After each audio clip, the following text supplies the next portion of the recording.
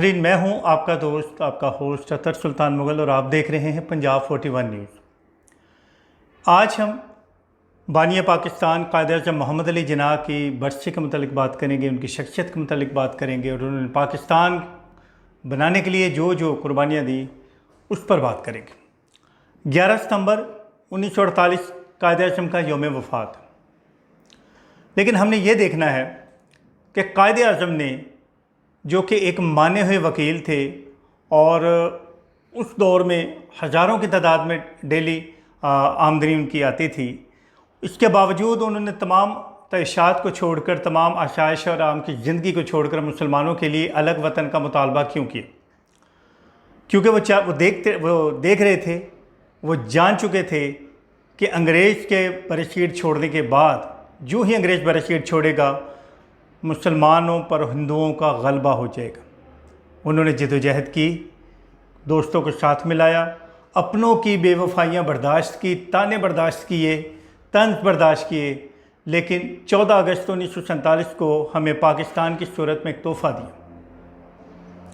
इसके साथ साथ उन्होंने इस मुल्क को चलाने के लिए 3 नकात भी जो थे ना, वो 3 जो असूल थे वो भी हमारी कौम को दिए थे, जो थे ईमान, इत्तेहाद और तंजीम। कायद-ए-आज़म के इंतकाल को 74 बरस हो चुके हैं। आप अपने दिल पर हाथ रख के कहिए कि क्या हम बहैसियत पाकिस्तानी, बहैसियत कौम कायद-ए-आज़म के असूलों पर अमल करते आए हैं या आज भी अमल कर रहे हैं? जो मुल्क पार्लिमानी जमहूरियत के नाम पर कायम किया गया, जो मुल्क इस्लामी नज़रियात पर कायम किया गया, वो मुल्क जिससे इस बुनियाद पर कायम किया गया कि यहाँ पर रहने वाले हर मज़हब, मसलिक, किसी को भी मजहबी मसल की आज़ादी है, लसानी आज़ादी है, तो क्या हम उन तमाम असूलों पर कायम रहें? जी नहीं। हमारा मुल्क 77 बरस का हो चुका है, 77वें साल में दाखिल हो चुका है और हम इस अरसे में 4 मार्शल लॉज, मुतअद्दिद बार एमरजेंसीज़ को बर्दाश्त कर चुके हैं। सियासी अदम इस्तेहकाम को मुसलसल बर्दाश्त करते आ रहे हैं।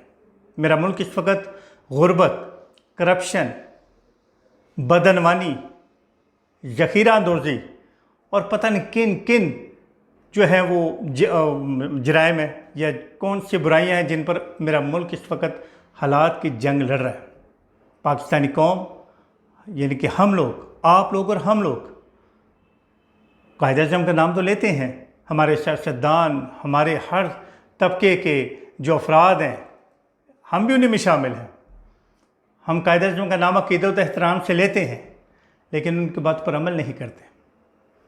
आप अपने दिल पर हाथ रख के सोचिए, मैं भी सोचूंगा, हर सुनने वाला ये सोचे कि 74 बरस में कायद-ए-आज़म की वफ़ात के बाद आज तक हमने बहैसियत कौम कितनी तरक्की की है, किस शोबे में तरक्की की है, हमने क्या कारनामे किए।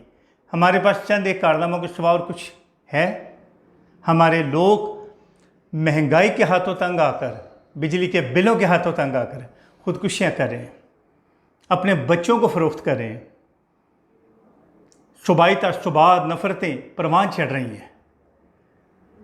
इसके यही नहीं बल्कि हम इतने भूखे हो चुके हैं, इतने गरीब हो चुके हैं कि हम चंद टकों की खातिर एक दूसरे को जान से मारने को तैयार हैं। उसकी बुनियादी वजह यही है कि हमने कभी भी अपनी हक़ राय दही का बिल्कुल दुरुस्त इस्तेमाल नहीं किया।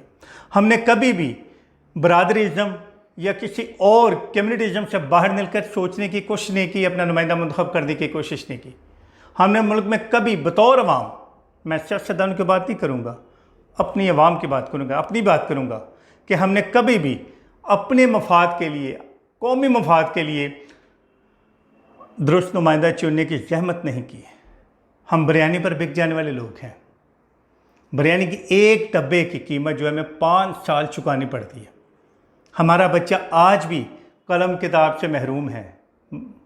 हमारा बच्चा आज भी सेहतमंद दूध से महरूम है। हमारा बच्चा आज भी अच्छी तालीम से महरूम है।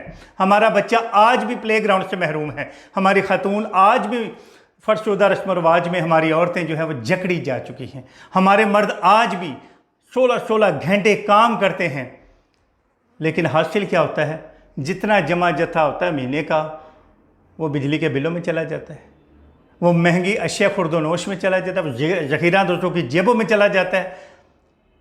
हम अपने बच्चों को नहीं पाल रहे, हम मुख्तलिफ़ डकैतों को पाल रहे हैं। और इसकी सिर्फ वजह यही है कि हमने कायद-ए-आज़म के असूलों को फरामोश किया है। हम कायद-ए-आज़म से बहुत मोहब्बत करते हैं, बहुत अकीदत रखते हैं, लेकिन सिर्फ करेंसी नोट की हद तक। जहाँ करेंसी नोट गिरा हो, जहाँ करेंसी नोट किसी भी ज़रिए से हमारी जेब में आए, हम कायद-ए-आज़म की तस्वीर को बिल्कुल चूमते हैं, बड़े शौक़ से चूमते हैं, दिल वाली जेब में रखते हैं। लेकिन हम कभी उनके असूलों को, उनके जो कहे हुए फ़रामीन पर अमल करने की ज़हमत नहीं करते। तो प्यारे दोस्तों, प्यारी आवाम, मेरे हमवतनों, मैं एक अदना सा पाकिस्तानी हूँ। मैं सिर्फ़ यही पैगाम देना चाहता हूँ कि खुदारा ईमानदार हो जाए, ईमान, इत्तेहाद और तंजीम पर कायम हो जाए, उन पर अमल करें। यकीन करें, जिस दिन आप एक कौम बन जाएंगे, हम में कौम बन जाएंगे, हम में सोचने समझने की शऊर आ जाएगा, सलाहियत पैदा हो जाएगी। हम किसी अरबाब इख्तियार को कोसने से पहले 100 बार सोचेंगे, हमारे हालात तब्दील होना शुरू हो जाएंगे। लेकिन सबसे पहले खुदारा कायद-ए-आज़म के मज़ार पर हाज़िरी देने के बजाय, उनके बारे में अच्छी अच्छी बातें करने के बजाय, सिर्फ बातें नहीं, अमली इक़दामात करें, उनकी कही हुई बातों पर अमल करें। यकीन करें, कायद की रूह आज बहुत तड़प रही है, इकबाल की रूह तड़प रही है, और वो यही एक सवाल करते हैं कि यही पाकिस्तान है, यही कुछ करना था तो उधर ही ठीक थे तुम। तो खुदारा एक कौम बनिए, ये मुल्क हम सब का है, इसकी हिफाजत का ज़िम्मा बिल्कुल अल्लाह ताला ने लिया हुआ है, लेकिन इससे हमने चलाना है। अल्लाह ताला ने हमें इस मुल्क को चलाने के लिए यहाँ भेजा है। हम इस मुल्क के शहरी हैं, तो इस मुल्क के शहरी बने, हकीकी शहरी बने, हकीकी पाकिस्तानी बने। हर काम हुकूमत पर मत डालें, अपनी कौमी ज़िम्मेदारी बतौर शहरी महसूस करें, उस पर अमल करें, तो इंशाअल्लाह ताला आप यकीन करें कि बहुत थोड़े अरसे में पाकिस्तान के ना सिर्फ हालात तब्दील होंगे, बल्कि वो आलम रवा में बैठी कायद-ए-आज़म की रूह हमसे बहुत खुश होगी। इन्हीं अल्फाज के साथ मैं आपसे इजाज़त चाहता हूँ। मुझे दुआ में याद रखिएगा और इस वीडियो को देखें, समझें, दिल की आँखों से देखें, दिल के कानों से सुनें और इन पर अमल करने की कोशिश करें। बहुत शुक्रिया। अतर सुल्तान को दीजिए इजाज़त। पाकिस्तान जिंदाबाद, कायद-ए-आज़म पाइंदाबाद।